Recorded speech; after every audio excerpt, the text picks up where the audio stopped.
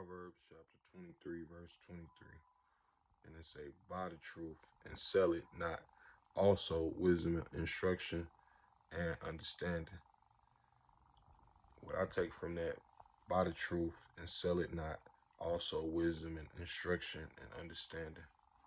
I think that refers to where people say the game should be sold, not told. You can't sell the game. It say buy the truth and sell it not. That means even if you gotta pay for it to find out the truth, pay for it. But once you got the truth, don't charge somebody else for the truth.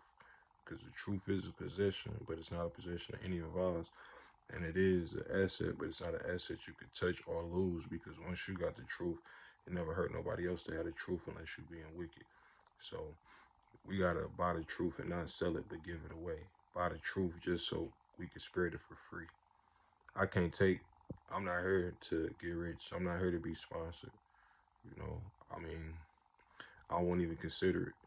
You know what I mean? It ain't that I don't want money, but I want to work for my money, or I want God to directly bless me. I don't want to ask nobody for nothing. I don't want nobody to say, well, because we funded you up, this and that. I want God to do it in His way. And if I make a way myself for it to come in, then that's not really God bringing it in. That's me working for it. So I'd rather work in a different way. I don't want my pay on earth to be my pay for the stuff I done in His kingdom on earth. So basically what I'm saying is I'm not working to get cash. Like, I don't even want it to really reflect on His life, but it will, because I know the word now. And it'll be things that we prosperous in on earth and in heaven will have our riches stored up.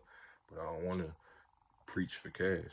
You know, I don't want to, I don't want you to sow your seed with me, because you can't sow your seed with me. You could help me push whatever I'm trying to do forth. You could be a blessing in my life. You could be a vessel of God to be a blessing in my life. Or you could try to be a vessel of the devil to try to put money in my life to make me go off the right path, or to see, how strong I'm going to stay. But regardless, I'm not going to allow myself to be a branding tool for the same engine that we trying to get away from when we leave the world.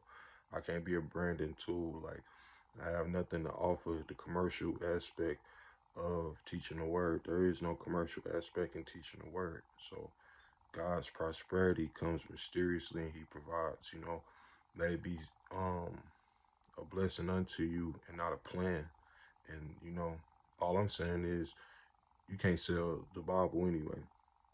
No matter what verse you find, no matter what diligent work you expected to do, you can't expect to get paid for it, no way. So, and if we're gonna just go off the saying that we should you should tithe.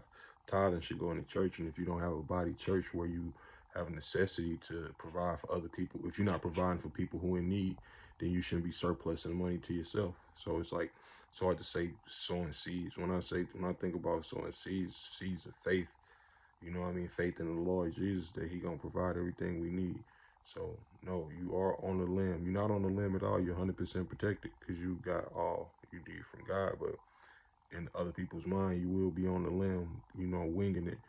But you know in your heart that you're not anticipating doing nothing commercial, because you can't charge people for the game. You got to get a game away for free. The truth. Proverbs 23:23. Buy the truth and sell it not. Also wisdom and instruction and understanding. I mean, it's pretty concise. So I'm not calling nobody a false prophet. I'm not saying that nobody's perfect, and we all can learn from the mistakes we made. So, or make. So it don't mean like if you're in the process of doing something that um, might not be the right thing to do at that time for you.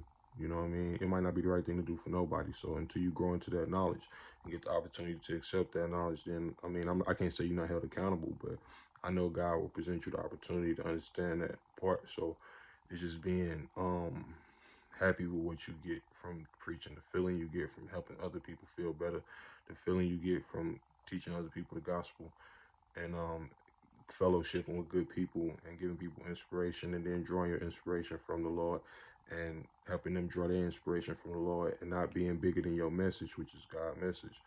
and not letting your needs be more important than his message, and not letting your wants and my desires, we all want our things. I want something right now from God, but the Bible say the Lord is my shepherd, I shall not want. So either he gonna give it to me, or I'm gonna be okay without it. So that's how. Not a God, he know my mind, he know my heart, but at the same time, I can't follow my heart or my mind because neither one of them are the Lord. The Lord in me is my soul, the breath he breathed in me, and that's like the Bible. So, and that's what's gonna be in line with the Bible. So the Bible is just telling me how to carry it. So we all could get better, we all could do better, but we gotta learn to buy truth and not sell it, but give it away.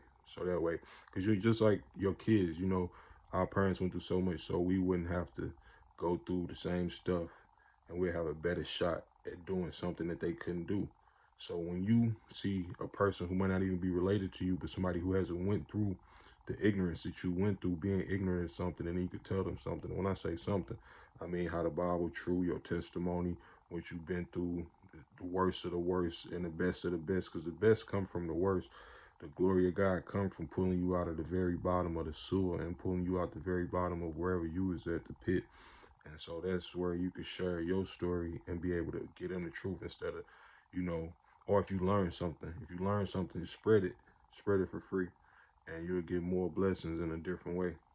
It'll be like a different type of blessing. Money is not truly a blessing. It's just like, it's a certificate. It's like a piece of paper, but like a blessing is like manifest in your aura, in your reality, in your spirit, in your everyday life without having to have no other possessions around. You have a blessing that just please you because you see God bless you to be able to see things better. So when you read the Bible, you can see things a little bit clearer, and that's a blessing that ain't no money involved. And he might increase your blessings, the types of blessings you have based on what you do with the work you're supposed to give, the work you're doing. And what kind of rewards you're going to get is based on the kind of work you do. So we got to be careful not to sell the truth that we bought or the truth that we was given. We just can't sell the truth.